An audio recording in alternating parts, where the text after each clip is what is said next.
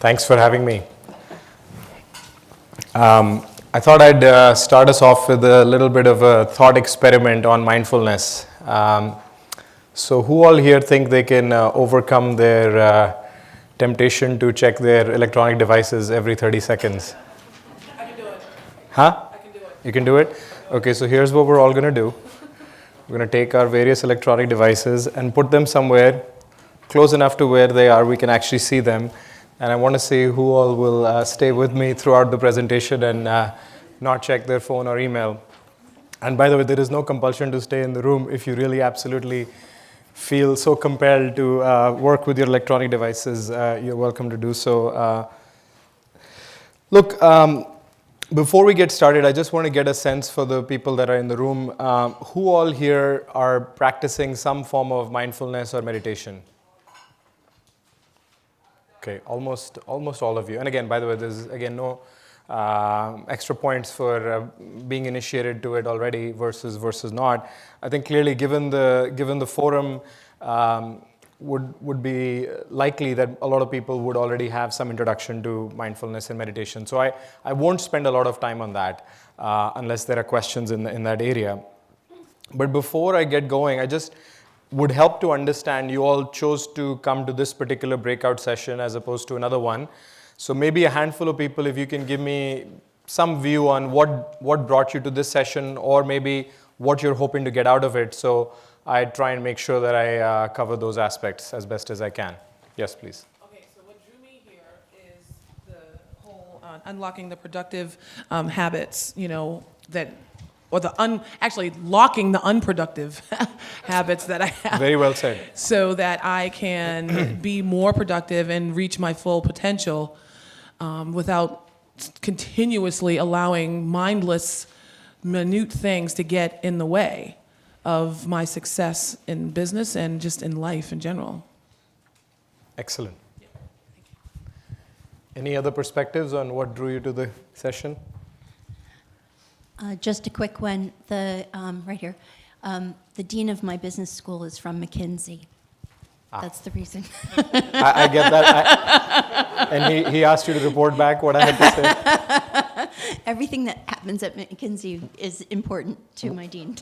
Which school is that? It's the Darden School at the Yes. University of Virginia. Yes. Scott Beardsley. Thank you. Couple more? Hi, we all know that meditation and mindfulness is pretty much one of the easiest things to do, but it's one of the hardest things to practice. So I think the formulation of habits around that, I'm really keen just to hear different views and different language on that. Thanks. Corporate culture, how to help staff be happy, healthy, and productive. Uh-huh. Okay. Hi, Manish. I was part of a movement in 2003 through McKinsey in Canada where we introduced meditation into an aerospace company. And I'd just really like to go to school on, since then, what is McKinsey's experience with large-scale deployments? Got it.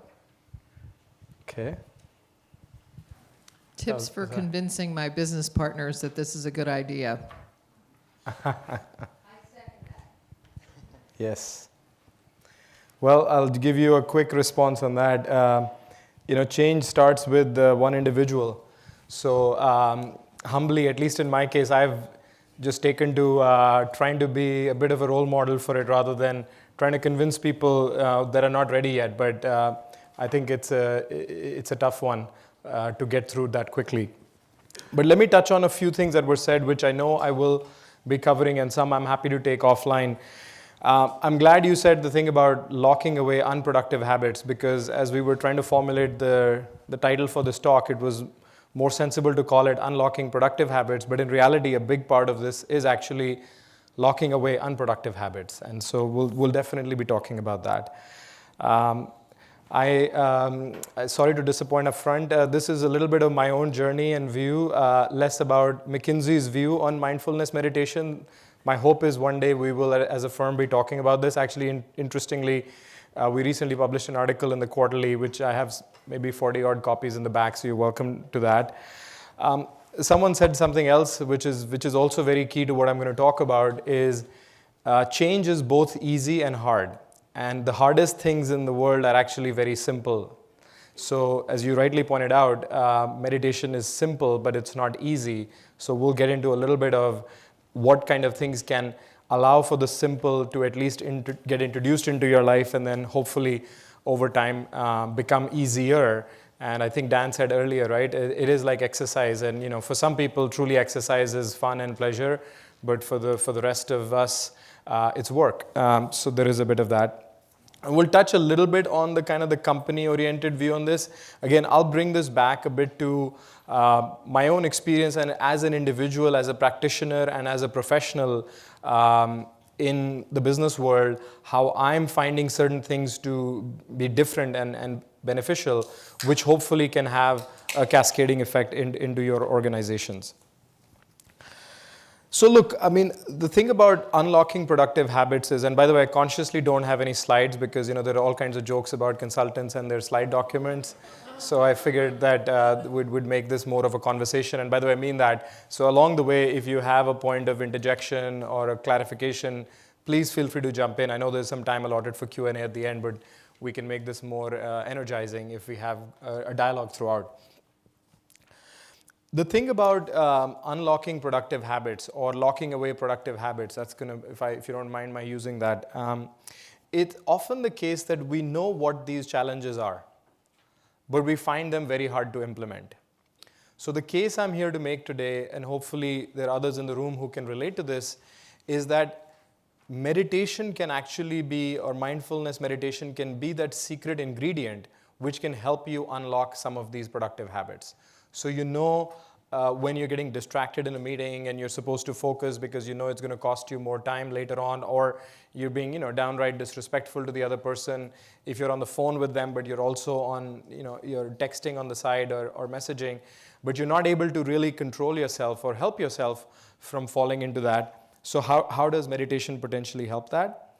And what I'm going to talk about is I picked out 3 habits that I've particularly found helpful and particularly seen a substantial change in since the time I've started meditating. I won't take you through my journey on meditation and how I got introduced to it. Like a lot of us, it happened as a bit of an accident, a surprise, and it has had quite a bit of impact. But I want to talk to you a little bit about how these things can actually benefit us in our professional lives and potentially in our regular lives as well. And by the way, those things are interconnected. We are the same person playing different roles in different settings. And the 3 that I'm going to talk about today, and time permitting, we can get into other ones. The first one, which is very basic but quite important, is using the morning time more constructively. And so we'll get into this a bit as to how we tend to fall into certain patterns of using our time in ways that is not productive, particularly the first thing in the morning. The second one is becoming more accepting, and becoming more accepting specifically in the context of outcomes that are happening in our life, in our workplace, that may on the surface seem negative and could end up having a bit of a downward effect on us. And then the final one, hopefully this is related a little bit to the second one, but is the idea of overcoming our insecurities at work. I think it was talked about earlier in Dan's presentation that insecurity is the price of security. So he just summed it up, right? That how insecure a lot of us are at the most fundamental level, and we believe in that as almost like a survival instinct. But how we might overcome that and how it can be unconstructive again for us to allow our insecurities to take over. But let me start with the first one, which I really want to spend a bit of time on, is a typical day in the life of a business executive or a professional of some kind. Anyone care to volunteer how their day begins with a frenzy of activity that they are not able to control? Wake up and check email. So I'll give you my caricature. Like, up until learning how to meditate, my day would literally begin with my phone was my alarm, and therefore, first thing you do is you check it, and the first 45 minutes to an hour are like in between doing other routine things and checking email incessantly. And what impact did that have on me? Well, I certainly felt connected in this 24/7 world. It almost felt like an essential thing to be relevant in your day-to-day work is to be always on, right? But the impact it was having on me was quite destructive. I'd have this sense of electronic overload, right? Immediately, you're getting all these different, news feeds are coming at you. You've got, emails from colleagues in a different time zone, or someone else who's a nocturnal animal. They're sending you emails at midnight or past midnight even, and they have this burning question that they need an answer to. And certainly of those hundreds of emails or whatever, there would be a certain number that would be stress-inducing. Somebody's upset with you. How often does that happen over email? That people are upset with you over email, and the easiest thing to do is send you an email expressing that sentiment. That before I'd even have time to process my day, I'm already stressed out. I'm already feeling rushed. I'm thinking, I got to get to this thing or respond to this person. They're waiting for this response. And finally, I would almost feel like I started my day in a deficit, right? The day hasn't begun, and I'm feeling behind. I'm thinking, by the way, I have all these other things that I need to get to, but, excuse me, that there are these emails that are waiting for me, and I haven't, fully processed them. And I must say that on the one hand, it seemed the most logical thing to do was to check email, but there were times I almost wished I could avoid it, but I actually could not stop myself. So people were talking about other forms of addiction earlier. I genuinely felt I was addicted to email, and addicted to a point where a few minutes would go by without checking email, and you'd think that you might be missing something. And we're all perpetuating this, by the way. So please don't feel alone in this if you are one of those afflicted souls. It's because everyone else is doing it, and it ends up being an incessant overload. But the reality is, the first few hours of the day are particularly fresh, with energy, vivacity. For most of us who, tend to, after X number of hours of rest, pick your number, 6, 7, 8 hours of sleep, feeling energized, switched on, and so forth. Ironically, those hours could go into much more productive uses. So what meditation has done for me, and why this helps block destructive habits or unlock productive habits, is it's given me the self-awareness and self-regulation that I've got a rule for myself now that I don't want to check emails for up to typically 2 hours from when I wake up. And that could seem like a lot on the one hand, but if you think about it, it's actually not a lot of time from whenever you wake up to say, I'm not going to check email for 2 hours. And instead, in those 2 hours, I'm trying to fit in those things that one always feels are priorities, but always get relegated to the background. The first one being exercise. At least in my work lifestyle, it is so hard to fit in exercise at any other time during the day, particularly in the evenings when you have work-related social commitments, that if I don't exercise early in the morning, it's not happening, or over the weekend, right? Now here's an opportunity. Instead of checking email and getting stressed out by all the things that are happening, I hit the gym or go for a run or something that would appeal to you if you think that that's of benefit. The second thing I try to do is I actually use the early morning hours for the most complex thinking tasks. Like, for example, actually planning out the day. So the reason I felt before my day was always in a deficit because I was responding to all this stimulus and exerting all my positive energy first thing in the morning into responding to literally staccato-style email interaction versus saying, my mind is fresh, I can actually step back and think about something. I tend to create now these very short to-do lists of like 5 to 6 items that I feel like I really need to get through during the day. And the time I find doing that the most valuable is first thing in the morning. And then as the day goes on, I try to use that list to keep myself from truly, falling into the traps of the rest of the day. The third thing that I find, again, was always trying to fit in versus trying to carve out time for was actually time with my family. So I have a young child at home now, and even time with my wife, you'd always remark on how distracted I always was. I don't know if any of your spouses ever find you being distracted when they're trying to have a conversation with you because you're addicted to your electronic devices. but certainly mine has been, and been fairly vocal about stating her displeasure over the years. So here I am, I'm saying, the first 2 hours, okay, I can do some thinking time, I can go for an exercise, but the rest of the time I'm going to try to spend with my family. And finally, last but not the least, I find the early morning time as the only real likely time that I can actually carve out time for meditation. If I again try to fit that in any other time during the day, for those of you who find meditation beneficial, it seems most logical and blissful to do it first thing in the morning before the madness of the day begins. Your stress level is lower, you're coming off of a period of rest and so forth.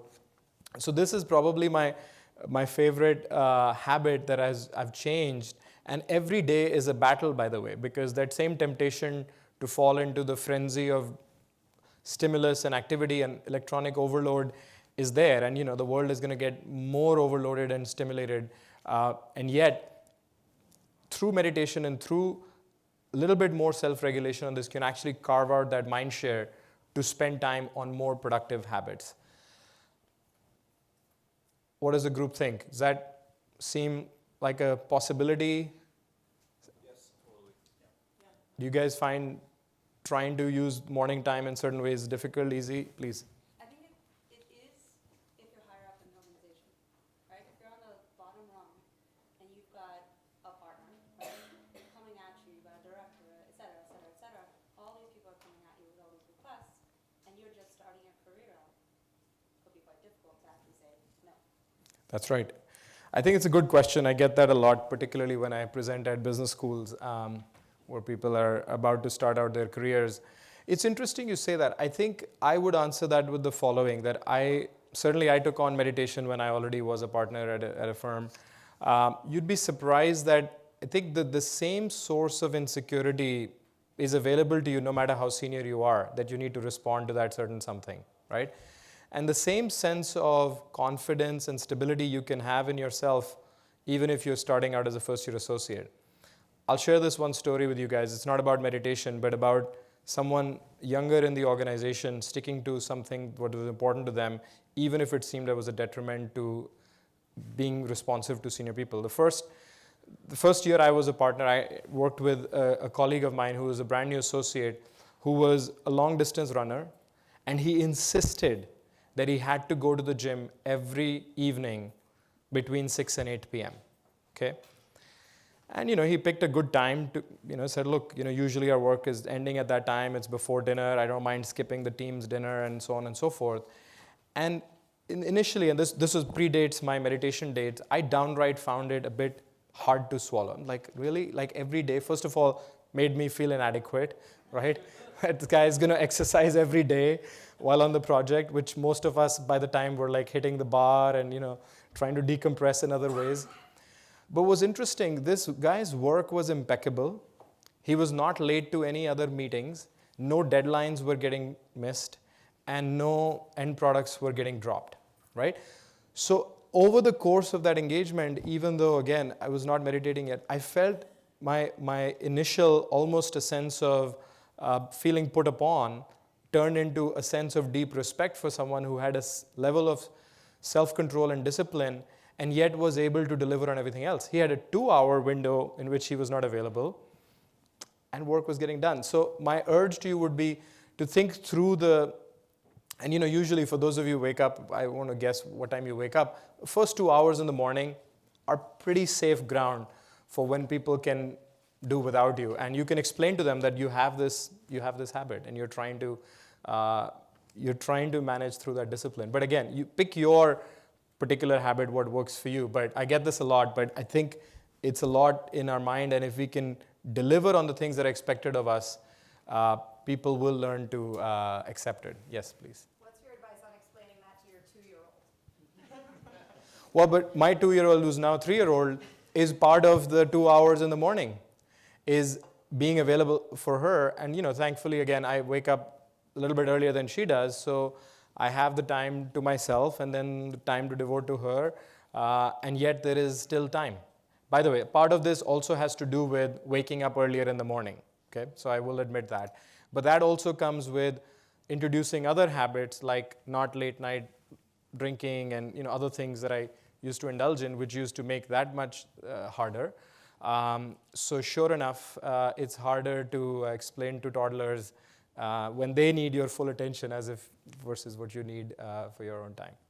Yes, please. Can I actually comment on that? I mean, I think that young children, 2-year-olds and 3-year-olds, I have a 3-year-old, they are incredible teachers in how to stay present.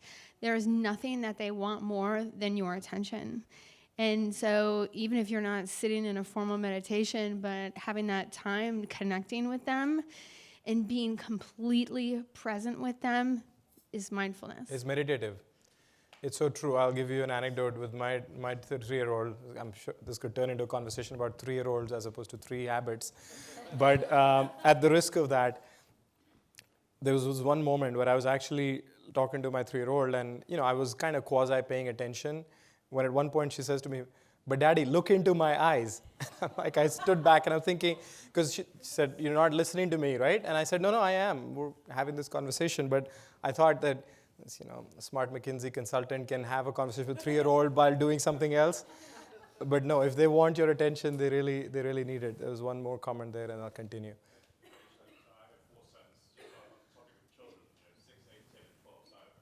Wow. Let's get into the early morning routine before the day gets crazy.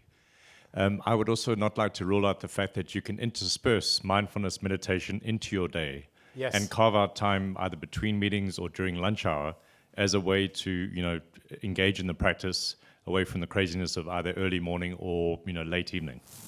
As it suits your, exactly. I think to each their own. I think where you fit it in, how you fit it in is truly, case study in, what works for you. But the idea is to make sure you're making time for it and gives you that mental space when you most need it. The second habit that I'll reflect on a little bit is becoming more accepting. Again, I'll speak for myself, but I was one of those guys who the definition of success is achieving results, and achieving results at all costs or at all times as much as possible. You're in control, you're driving things, and when things are not feeling like they're in control, that means you're losing, right? So the idea of winning comes with the idea of succeeding, and winning means somebody else is losing. So I still remember a few weeks after I'd come back from my first meditation retreat, which was sort of the turning point that led to all the changes that I'm now talking about. We had spent like 6 months developing this proposal for the government of Singapore. I was based in Asia for a couple of years. And it was literally a make or break assignment for the healthcare practice at the time. And a lot of my colleagues and myself, we'd invested a great deal of time and energy in ensuring that it was definitely coming to us. And it was touted as it was ours to lose. It's terminology we use often when we think we're confident, sometimes overconfident. And you can guess what happened. We got the call, and we were anticipating it, and I was the lead partner on that, so it was a big deal for me. We got the call, and we were told that we had lost. And, I was listening to all the feedback, and furthermore, they told us that we had lost, but not because of price, which is often something we're told, McKinsey, you're expensive, blah, blah, blah. It's easier to accept it. But here we are. And we've lost this big proposal, and I went back to my colleagues, and I was now going to give them this news of what had happened. And I said 2 things simultaneously. I said, I just got word from the secretary there, and we've lost this proposal. That means the competitor's proposal must have been really much better. And just as I said that, I both surprised myself and my colleagues. Usually when you lose, the first things that you're, delivering are doses of anger, anxiety, and often all kinds of condemnation for the competition. Like, how could they, and how would have this been possible, and clearly they must have snuck something under that we didn't see coming.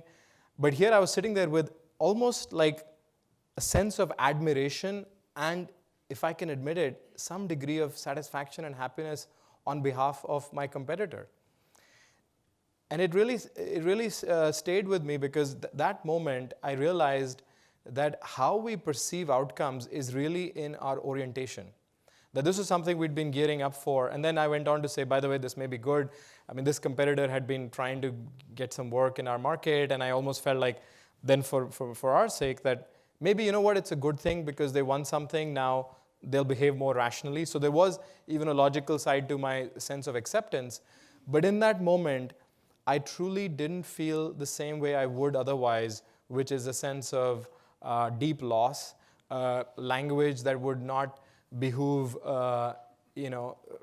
normal, well-meaning people, right? And also a sense of satisfaction that when others succeed, it's a good thing.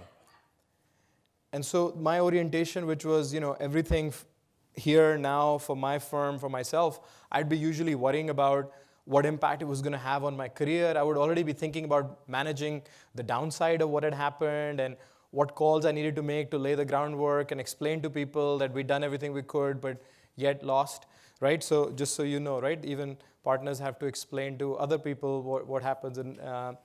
And so it stayed with me because I've since learned to be a little bit more accepting, tolerant of bad news and negative outcomes, because those are in as much abundance as our positive outcomes, just by law of averages.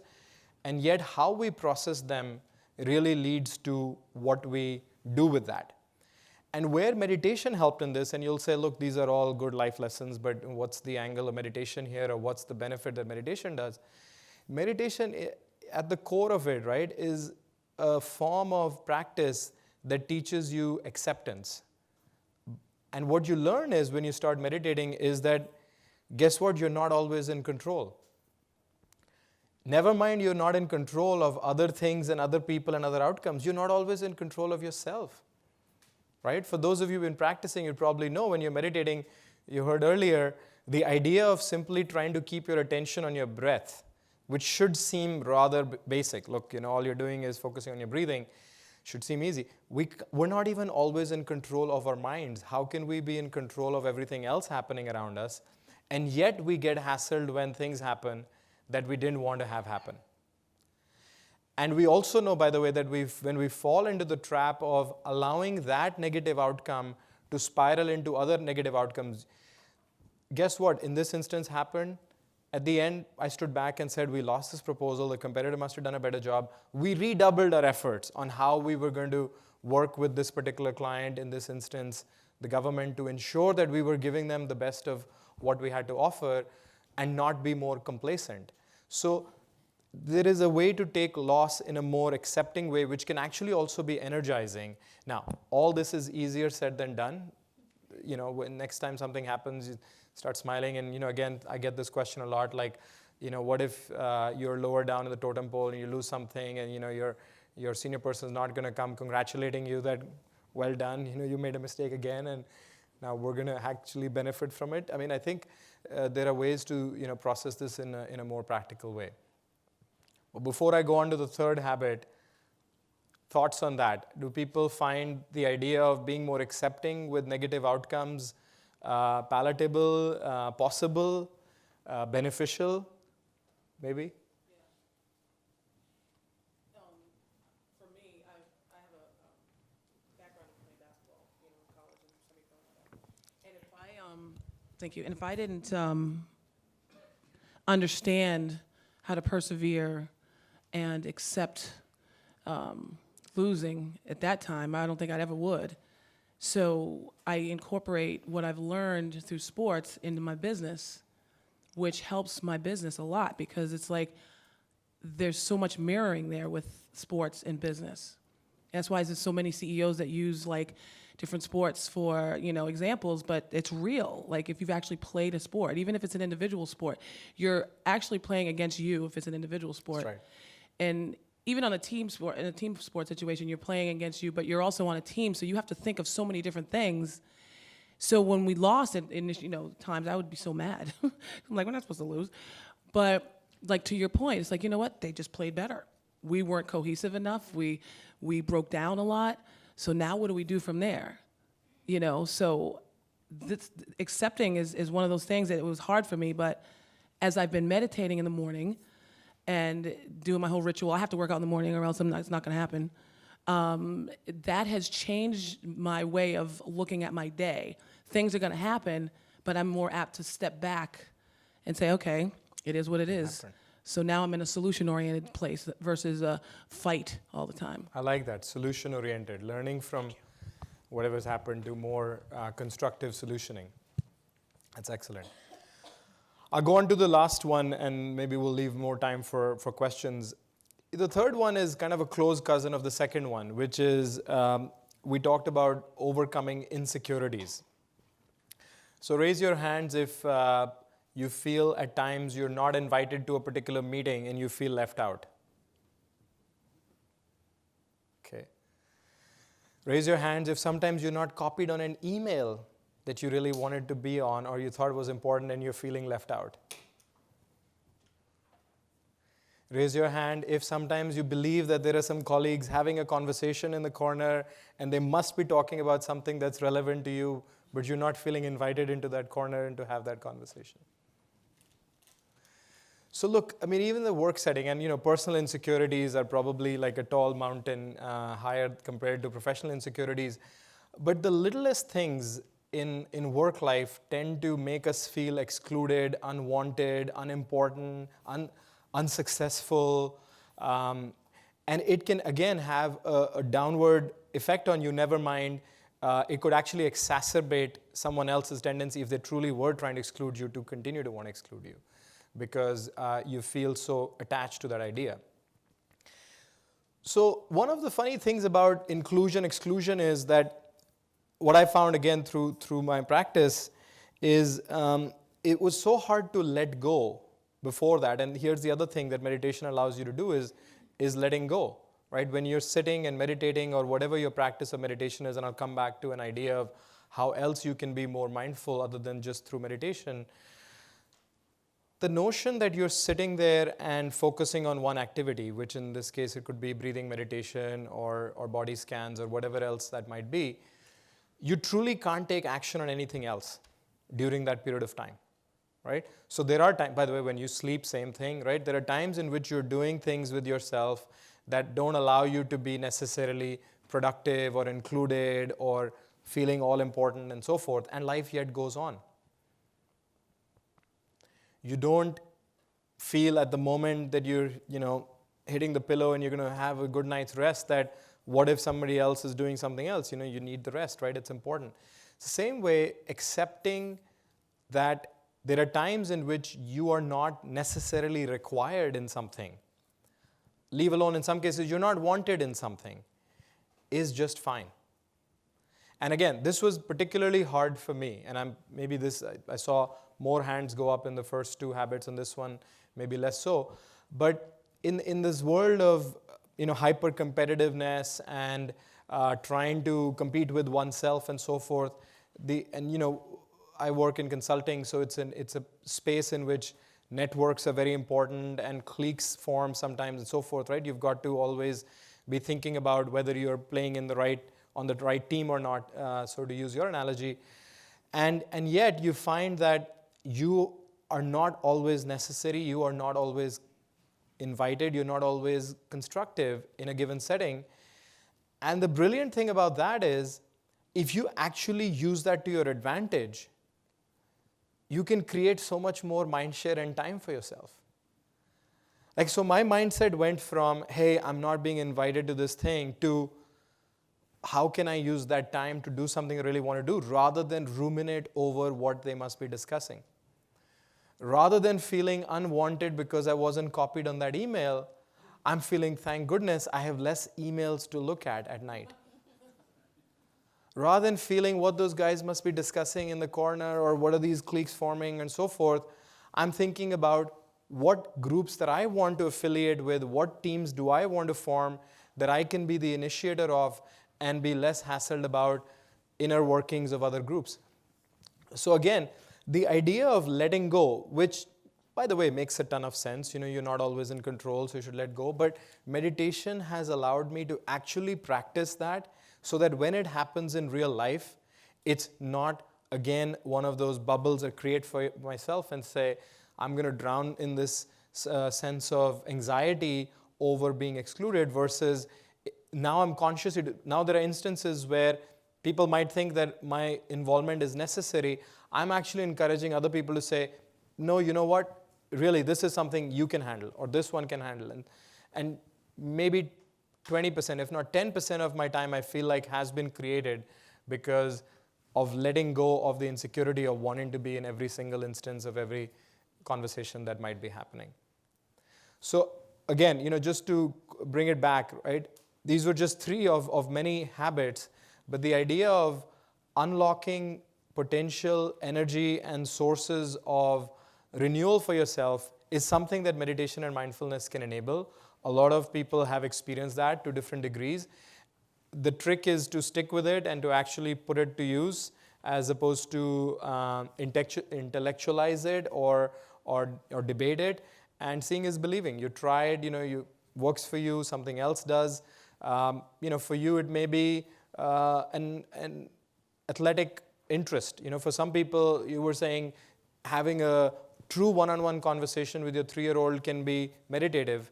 For a lot of people, intense physical activity can be meditative, right? You can have the same kind of outcomes. For someone, an immersive hobby, you play music, you like to read, or some people like to knit. I mean, there are different things you can do that actually, again, enable your mind to be in that zone which is clear of distraction, which is accepting of whatever is going on around it, and also realizing that we're not necessarily always in control. So let me pause there, invite reflections, comments, questions. We have another 8 odd minutes. So over here. For the young woman here in the blue, I thought your question was a particularly good one only because I've been there. I mean, years ago I was there. I want to relate my story, if I may. Please. So I was a research analyst at a mutual fund when I was 28 years old, and you can't imagine a higher stress environment. And back in the day, you didn't receive things digitally. This is how old I was.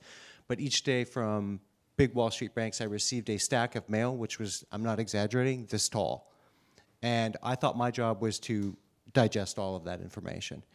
And so that's your equivalent of checking the email constantly. And what I realized probably about 2 months into this career was, one, I was extremely stressed out, and I was working probably 100 hours a week. And if you do the math on that, that's about 5 to 10 minutes a day to yourself, right? That's not spent doing other stuff.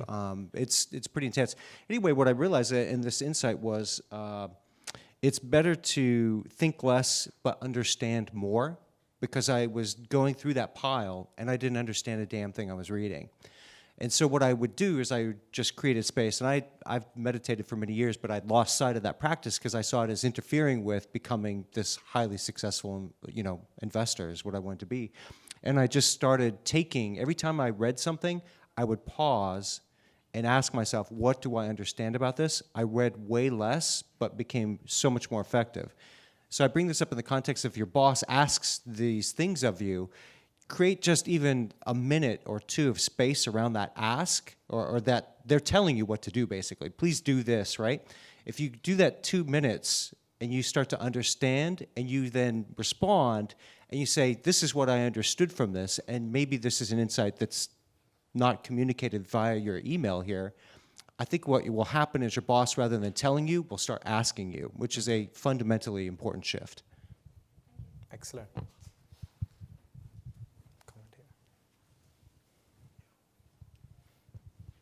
Thank you. I just had something to add on your last point, because I think a lot of this conference, this 2 days, is about language and accessibility of language in the business context. So you use the phrase letting go, which is a very accessible way of looking at, I guess the origins of that would be non-attachment, which is very mystical. I like Dan Harris's phrase on that as well this morning, the respond instead of react. But there's one, I'm going to drop the F-bomb here, sorry guys, I'm from Ireland, so I'm allowed to do this. There's a bestseller in Ireland at the moment, I don't know how well it is known here, but it's The Fuck It Therapy. Which is a fantastic read. Now, to be honest, it's very, very easy reading. It's kind of like a tabloid newspaper. But it's funny because for me personally, I've been meditating for over 10 years. And I lived in India. I was super spiritual. And yet it wasn't until I read a book that it was almost like with coloring crayons, it was so easy to read. But I was like, yeah, fuck it. Happy days. Thank you.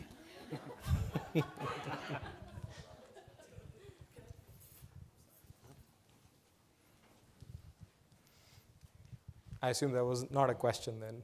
I just, sorry.